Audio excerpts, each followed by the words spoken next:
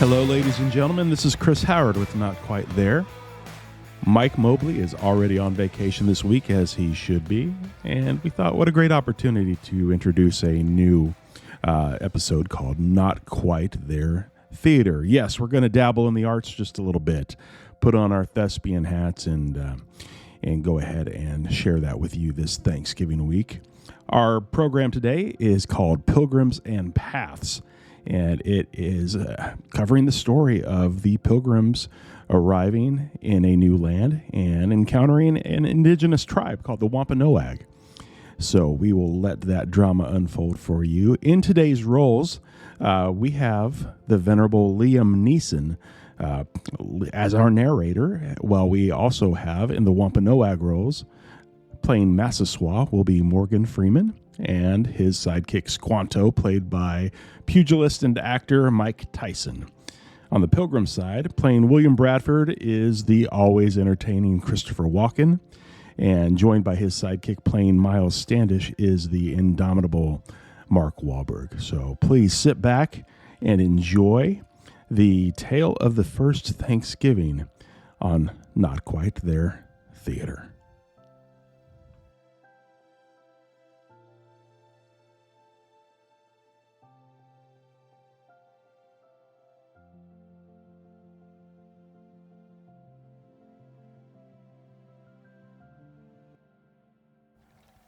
The Mayflower groaned under the weight of its passengers and cargo, cutting through stormy waves with a creaking determination.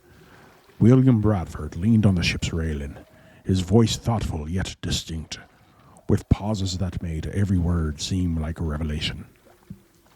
You know, the sea, it's endless.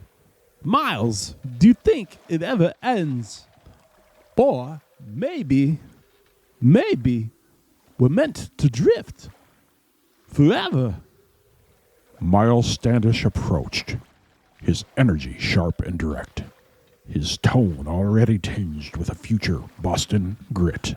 Come on, look, the sea's gotta end, all right? And when it does, we're gonna find land. We're gonna build a life. That's what we're here for. Stop overthinking this. Sure. But what if the land, it's not what we hope?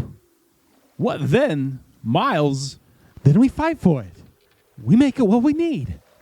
That's what we do. After weeks of cold winds and crashing waves, the Pilgrims finally sighted land.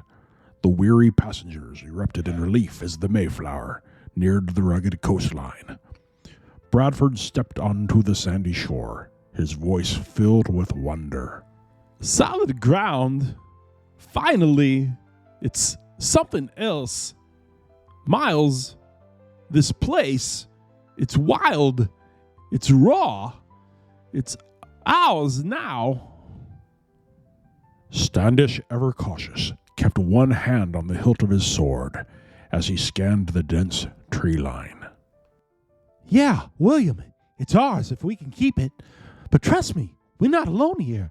This place, it's like it's got eyes. The forest was quiet at first, but that stillness soon gave way to rustling. Arrows thudded into the trees, and the Pilgrims quickly raised their weapons. From the shadows, the Wampanoag emerged, led by Massasoit. His presence was commanding, his voice deep and steady, every word carrying the weight of wisdom. Strangers, you tread on our land. Tell me, why are you here? Bradford stepped forward, his tone filled with nervous sincerity.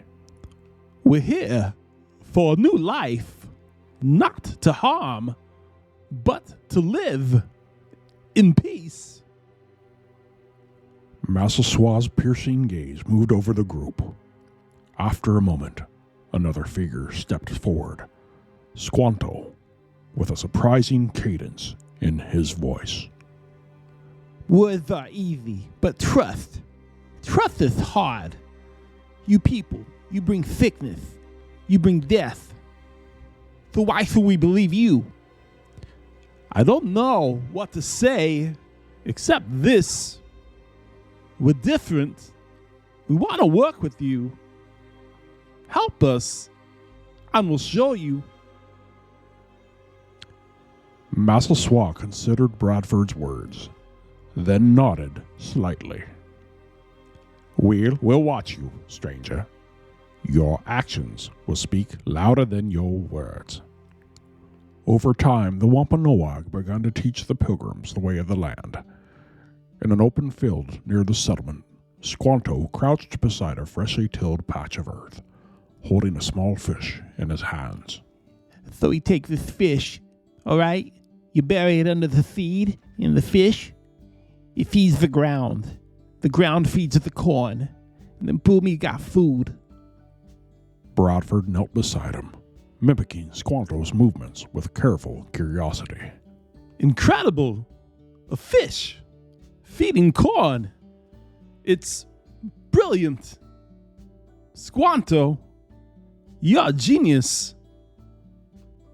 Status stood nearby, arms crossed, his skeptical tone breaking the moment. Yeah, that's great. But what about the forest, Squanto? How do we hunt without making a racket? First, you gotta be quiet, man. You're like a bear crashing through the trees.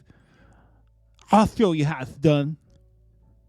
When the first harvest was gathered, the Pilgrims invited Massasoit and the Wampanoag to a feast. Long tables were filled with venison, fish, and roasted vegetables. The Wampanoag arrived in great numbers, their presence intimidating at first. William, look at this. There's way more of them than us. You think this is some kind of a power move? No, Miles. It's trust. They came because they believe in this. Massasoit approached Bradford, his face calm but firm. You have done well. Your harvest is plentiful. And today, we are not strangers. Bradford extended his hand, his tone filled with gratitude. Massasoit, thank you. This celebration, it's the start of something good. Massasoit nodded, a faint smile crossing his face. If we walk together, there will be more harvests to share. And now, as the feast began, laughter and conversation filled the air. Children from both groups played together, and bonds were forged over shared food and stories. For a moment, the promise of a peace seemed as tangible as the bounty on the table. And so two peoples came together in gratitude, finding common ground in the midst of their differences. It was not the end of their struggles, but it was a beginning, a shared moment of hope in a vast, untamed land.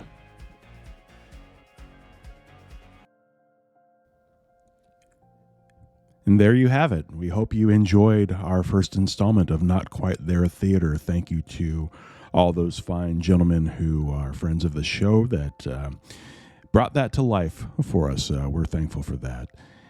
And once again, we hope that during this week you'll find many things to be grateful for, as we're reminded of that story of what brings people to the table. Although we may have differences and although we may have things that we don't see eye to eye on, one thing that does unite us is the fact that God loves us, He loves you, and He wants us to show that love to each other. So we hope that that's what you find this week. We hope that you take count of many of your blessings. Enjoy your time with friends and family. From Mike Mobley and myself, happy Thanksgiving.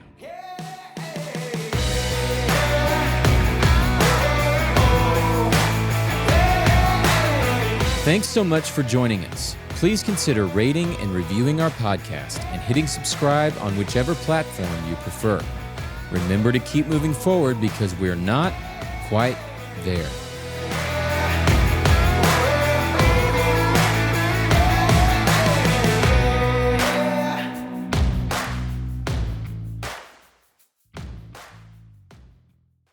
Most of the time, we consider the furniture in our homes to be functional and complementary of the room. But what if your furniture also told a story? I'm Mark Latham, Executive Director of Latitudes in Southlake, where you'll find just that, stories. They're told through our furniture, home decor, and other artisan-made products, all supporting employment projects around the world. At Latitudes, it's more than a product. It's a beautiful story. For details and directions, visit latitudestx.com. That's latitudestx.com.